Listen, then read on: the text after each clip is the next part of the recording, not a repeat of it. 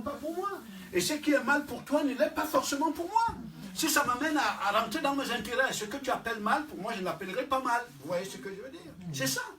Donc, selon le milieu social où vous êtes éduqués, ceux qui sont au niveau avancé, au plus haut niveau de la société, c'est des gens qui ont la liberté absolue des consciences. C'est des gens qui ne fonctionnent pas sur le principe de bien et mal. Ces gens-là ont des objectifs pour les réaliser. Il faut se servir de la population comme ressource. Pour eux, ils se servir de la population comme ressource, ce n'est pas le mal. Ce sont les principes de la société. Vous comprenez? Voilà. Donc, le principe du bien et mal, ça ne vient pas d'ailleurs. Il est construit à partir de la maison. Papa et maman. Quand vous donnez à un enfant, il a besoin de manger, vous lui donnez du pain. Vous lui dites, vous interprétez que votre acte, c'est quoi l'amour? Et c'est vous qui allez apprendre à l'enfant que c'est ça le bien. Et quand l'enfant veut manger, vous ne lui donnez pas du pain, c'est vous qui lui avez appris que c'est le mal. N'est-ce pas? Et l'enfant grandit avec cette vision du monde. C'est lui qui satisfait ses intérêts, mais c'est Dieu. Et celui qui ne satisfait pas, c'est le diable. Est-ce qu'il y a deux forces qui se battent dans l'univers? Non, c'est la compréhension qu'il est, qui lui permet de voir le monde de cette manière. Vous comprenez ce que je dis? C'est ça. Et là, j'ai une question, si tu me permets. Oui. En fait, je ne monopolise pas, hein, vous êtes libre à vous poser ma question. En fait, Kola-Melissa, en suivant cet exposé, on comprend très bien, en fait, moi je comprends, mais il y a des questions qui viennent toujours à l'esprit. Alors, que penser maintenant de ceux qui,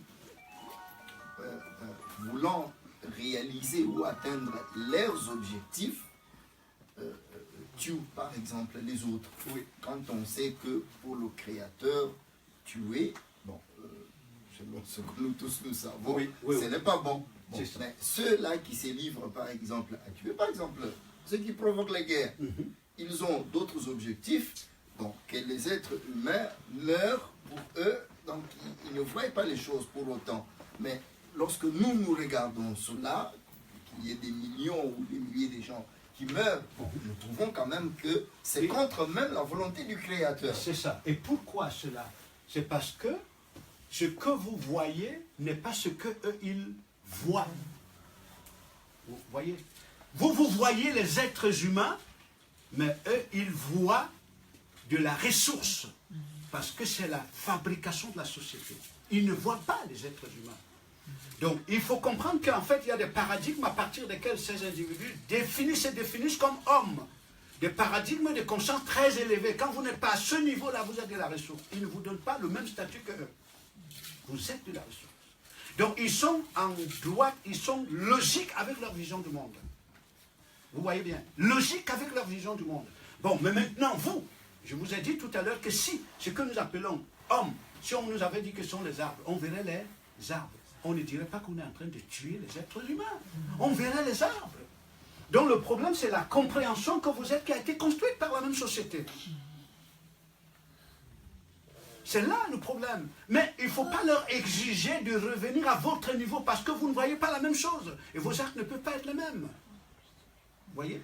Maintenant, votre souci est de savoir d'où venons-nous. Est-ce que nous venons de Dieu? Si vous venez de Dieu, vous avez une autre vision du monde. C'est ça le problème. Est-ce que vous voyez ce que je veux dire? Parce que moi, je ne parle pas en juge des actions de l'État. Hein? C'est-à-dire que nous sommes en train d'analyser le fonctionnement du monde. D'analyser le fonctionnement du monde. Parce qu'il faut bien comprendre que une voiture, par exemple, elle ne s'est pas dotée de la conscience de son fonctionnement. C'est l'ingénieur qui la lui donne. On est d'accord? Voilà. Alors, si vous croyez qu'il y a le Créateur, comprenez que l'univers, c'est un système qui fonctionne sous la pulsion du Créateur. Est-ce que vous voyez bien? L'univers, son mouvement est déterminé par le Créateur.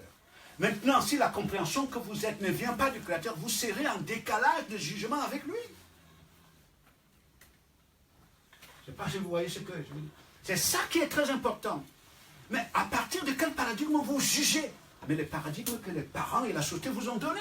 Mais le Créateur, ce n'est pas à partir du regard du Créateur que vous jugez les choses.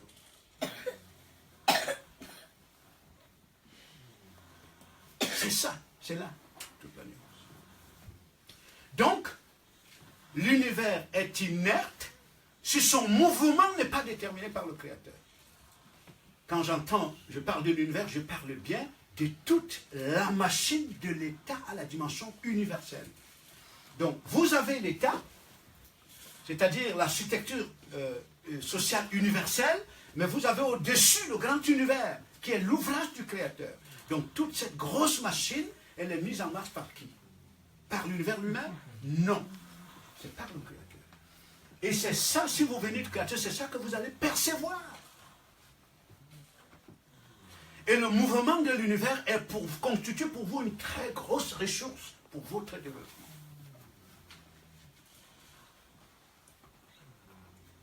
Donc c'est une question de compréhension. Donc à se poser la question, ce que je suis comme compréhension, ça vient d'où? Est-ce que ça vient de Dieu ou ça vient de mes parents et de la société? C'est là la question qu'il faut se poser. S'il n'y a pas un changement de compréhension, personne ne peut changer votre destin. Ça, il faut le comprendre. Hein? Est-ce que vous voyez bien? Invitez ce te comprendre. C'est-à-dire, aussi longtemps que maintenant n'a changé façon à comprendre la réalité. Il est impossible à ta bataille de renoncer à toi-même. Donc tu ne peux pas. Oui. Parce que la compréhension détermine ce que tu es. Tu es un programme. Un programme. Oui, parce que moi j'ai dit aux gens, quand vous allez à l'école, tout le monde, nous tous nous avons été à l'école. Mais on nous a construit sur la base de quoi? Des programmes scolaires. Les ordinateurs, ce sont des programmes. Les téléphones sont des programmes. Un programme, c'est un logiciel dans lequel on introduit des informations qui déterminent son fonctionnement. Vous voyez bien? Voilà. Donc, ce programme-là ne peut pas fonctionner en dehors de ces informations. Donc, quand on vous éduque, on est en train de construire, d'introduire, de faire en vous un programme, un logiciel avec une compilation d'informations qui vous mettent en mouvement. Vous ne pouvez pas fonctionner autrement. C'est pour ça qu'on parle des programmes scolaires.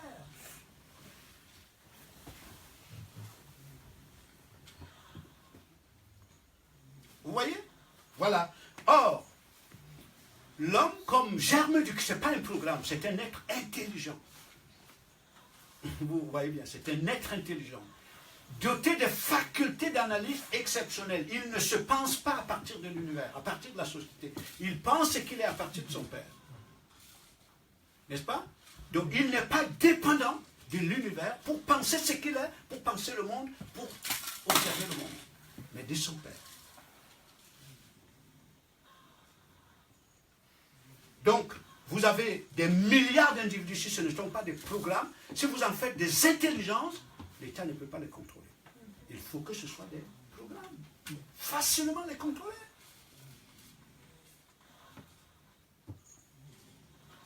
Excusez-moi, Luc, c'est là où peut-être pour le frère congolais, moi j'ai une illustration que j'aime beaucoup, c'est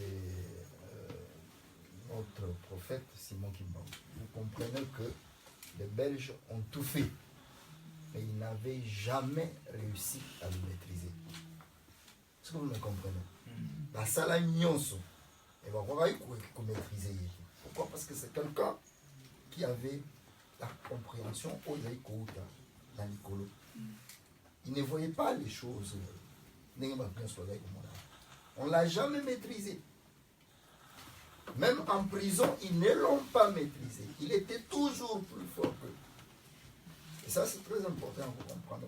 Pour moi, c'est un exemple typique. Ça ne fait pas de moi un humaniste, mais en tout cas, c'est un exemple typique. Ils n'ont jamais réussi à le maîtriser. C'est juste une parole. Oui, tout à fait. Ah. Vous voyez, c'est très important. Voilà. Un programme ne sait pas qu'il est un programme. Un programme. Les téléphones sont des programmes. Est-ce que le téléphone sait qu'il est un programme? Non. C'est celui qui l'a programmé qui sait que c'est un programme. Et tout programme est conçu pour accomplir une mission déterminée. Si vous voulez changer sa mission, il faut changer de programme. N'est-ce pas? Ce sont ceux qui programment la population, qui savent que ce sont des programmes. Mais ces programmes, eux-mêmes ne savent pas qu'ils sont des programmes. Ils ne le savent pas. C'est pour ça qu'ils sont, même s'ils sont 10 millions de milliards, un individu seul peut les programmer, peut les contrôler. Parce que l'individu ne joue que le rôle de superviseur des programmes. Parce que le programme lui-même, il est mis en marche par les informations qui sont introduites en lui. Les désirs, les envies, les passions. C'est ça qui excite les individus au quotidien.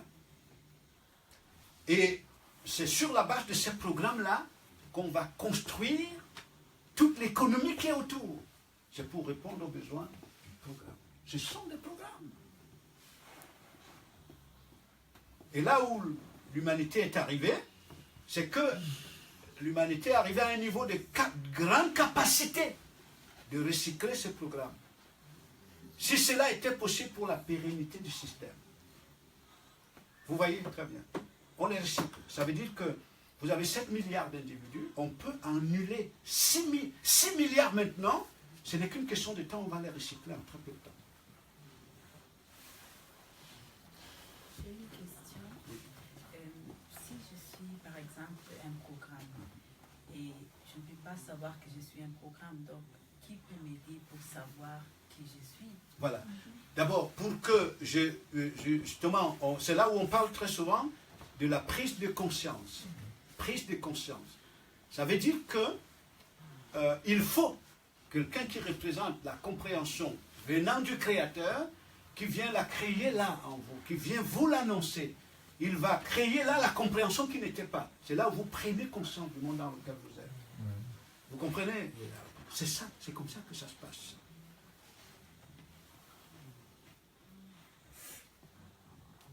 C'est comme ça que ça se passe.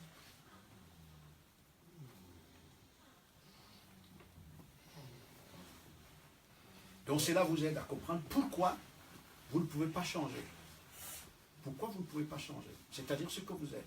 S'il n'y a pas là la compréhension nouvelle qui vient du Créateur, ce que vous êtes ne peut pas changer. J'ai une question.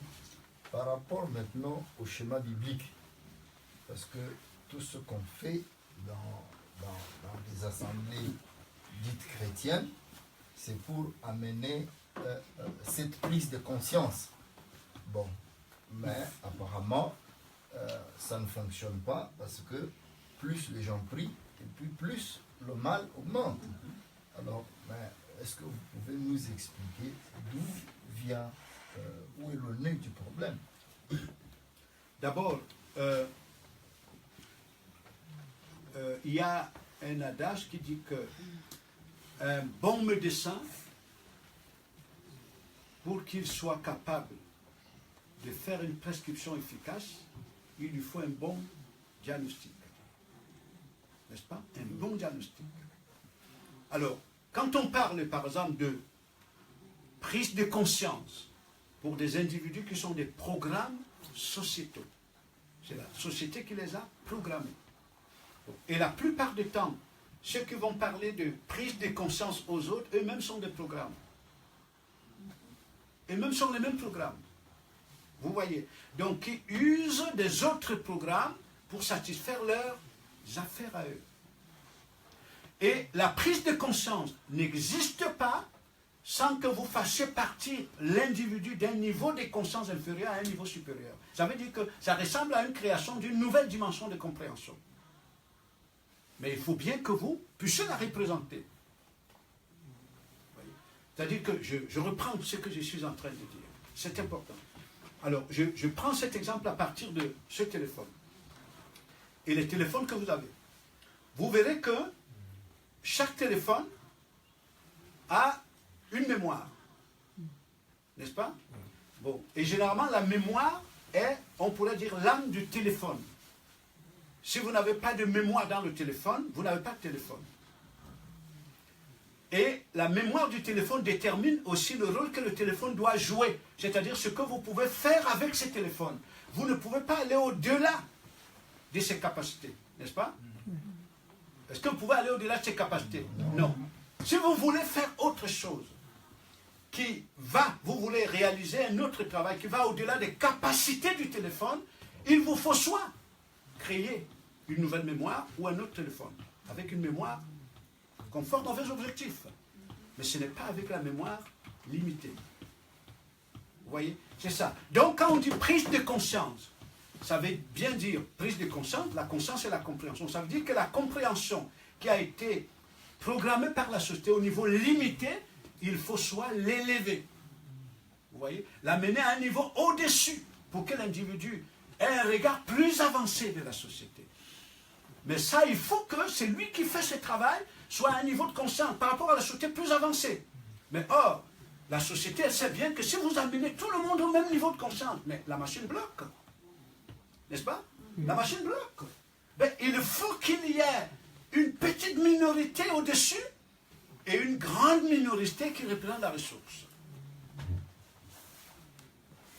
Je ne sais pas si vous comprenez ce que je veux dire. De telle manière que, même à partir de la sphère de conscience de la société, si tu viens travailler pour tenter d'amener tout le monde au niveau de conscience supérieur, écoutez, on va te broyer. Parce que tu menaces l'équilibre de la société. Vous voyez bien. Voilà. Parce que c'est une société qui fonctionne à partir du déséquilibre pour qu'il y ait l'équilibre. Vous voyez, c'est ça le problème. Donc c'est pour ça qu'au sein de cette société, voir des individus qui représentent la compréhension qui vient du Créateur, c'est la fin du monde. Parce que ce sont des individus. On dit bien c'est le germe du Créateur, la pensée créatrice, hein, c'est-à-dire ces ressources par lesquelles le Créateur crée. Donc vous avez là une compréhension avec la capacité de se multiplier pour changer l'ordre des choses. Et ça devient un réel danger pour la société. Donc c'est important. Donc prenez l'exemple que dans le pays où vous êtes, qu'on élève tout le monde au même niveau de conscience que ceux qui sont. Mais la machine bloque. Mais où seront les consommateurs? Où seront les créateurs de richesses? Où seront les consommateurs? Donc la machine bloque. C'est pour ça que je parlais tout à l'heure de l'Afrique. Si l'Afrique change de niveau de conscience, qu'elle n'est plus un marché pour les États qui s'en servent, mais ça devient dangereux. Donc il faut garder les gens au niveau des consommateurs. Ça fait marcher. Est-ce que nous comprenons? C'est comme ça. Il faut garder la masse à ce niveau-là. Oui. Pour que la minorité puisse continuer à s'enrichir. C'est ça. Vas-y. Je voudrais savoir un peu, puisque nous, tant que l'évolution comme un module, comme un cervelle, les créateurs, comme la force suprême, c'est lui qui programme. Oui. Donc on ne peut pas se déranger, puisqu'ils connaissent qu'il y a une minorité qui est maintenant au niveau un peu avancé. Donc nous aussi, il y aura notre tour. On ne peut pas se bricoler ou comment, puisque nous sommes toujours empêchés par les antivirus là. Les virus là qui nous empêchent peut-être de progresser par rapport à notre esprit, Oui. De comprendre l'univers, mais il y a toujours le virus là qui bloque. Donc lui, tant que la force suprême, les créateurs, les génies qui programment, donc nous, avec notre force là minoritaire, on ne peut pas se déranger. Je n'ai pas dit que c'est le créateur qui programme. Ce n'est pas le créateur qui programme. Nous dit que ces programmes sont fabriqués par la société. Mais tant que lui, il est au-dessus. C'est là que je vais arriver justement. C'est là que je vais arriver. C'est-à-dire que c'est la programmation à laquelle nous faisons allusion, elle est possible pour les produits des sociétés. Que la société elle-même va vous présenter après que ce sont les humains, ou alors ce sont les hommes. Mais au-dessus, la société, c'est que ce sont des ressources qu'elle se procrée. Ce sont des ressources, ce ne sont pas des hommes. Bon. Alors, lorsque vous avez l'homme comme la compréhension venant du Créateur, personne n'est capable de le programmer ni de le limiter. C'est ce que j'ai dit. C'est pourquoi j'ai précisé aujourd'hui que l'univers, ce sont les conditions que le Créateur a créées qui sont au service de l'homme comme compréhension créatrice. Parce que je vous rassure que quand vous êtes la compréhension qui vient du cœur, même au niveau embryonnaire, elle est plus puissante que tout l'univers. Je ne sais pas, vous voyez ce que je veux dire? Personne n'a le pouvoir de la limiter. Et l'individu qui reprend la compréhension qui vient du Créateur, il ne fonctionne pas à partir des paradigmes de bien et mal. Pour lui, tout événement participe à son... C'est pour ça qu'en cet individu, vous ne pouvez pas voir des haines, des jalousies. Parce que l'individu qui fonctionne à partir de la dualité, il ne peut pas se sortir de la haine. C'est impossible. Vous voyez? C'est ça le problème. Donc, le produit qui est limité, c'est le produit que la société elle-même a fabriqué. Tu comprends, mon frère? C'est le produit que la société même a fabriqué. Mais tout ça, ce mécanisme-là, cette machine-là, ce grand système qu'est l'univers, n'est pas hors de contrôle du Créateur. C'est ça qu'il faut comprendre. Vous voyez? Donc c'est une machine, c'est un système qui joue un rôle. Il participe à créer l'homme. Il participe à la construction de l'homme. Et si ce que vous êtes au milieu de l'univers, c'est la compréhension qui vient, c'est là où vous allez comprendre combien le mouvement de l'univers constitue une ressource énorme pour votre développement. Alors, on peut comprendre pourquoi, dans l'Épître aux Romains, on dit que l'humanité attend la manifestation des fils de Dieu. Exactement. Et par ailleurs, dans Romains, si vous prenez les paroles où Paul dit, si Dieu est pour moi, qui peut être contre moi? N'est-ce pas? Ni la vie, ni la mort, ni un homme, ni un ange, ni la hauteur, ni les profondeurs. Il termine en disant, tout travaille ensemble pour le perfectionnement. Donc, ce qui vient du Créateur, personne ne peut le limiter. L'univers est limité par rapport à celui qui vient du Créateur. Ce n'est pas l'univers qui peut le limiter. Vous voyez? C'est-à-dire qu'en fait, le centre de mon exposé, c'est que nous comprenions que on n'est pas des hommes quand on est produit de la société. C'est ça qu'il faut comprendre. Voilà. Toujours se considérer comme des hommes. C'est ça. Et dans le bateau, Yebi, ça la distinction entre homme et humain. En fait, la masse, autrement, on a des individus. Ce sont des humains. Ils n'ont rien à voir avec l'homme. Parce que l'homme, c'est l'image de l'ici. Et celui-là, il est incontrôlable. Voilà. Donc ce que nous avons dans l'univers sont les moyens de service. C'est l'économie. L'économie qui doit participer à la réalisation de l'ouvrage. Vous voyez? C'est ça la vraie leçon économique.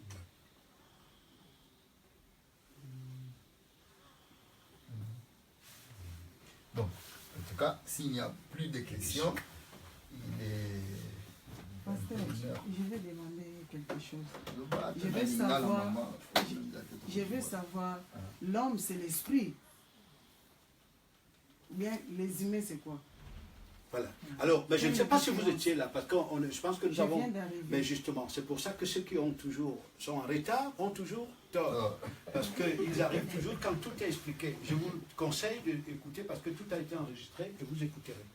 Et peut-être la prochaine fois, ça fera que lorsqu'il y a un enseignement, tout le monde peut faire un effort d'être là au bon moment pour avoir la bonne information. Parce que si vous n'avez pas écouté les choses dès le départ, ben, vous allez comprendre selon vous, mais vous ne comprendrez pas ce qui a été dit. Merci. Bon,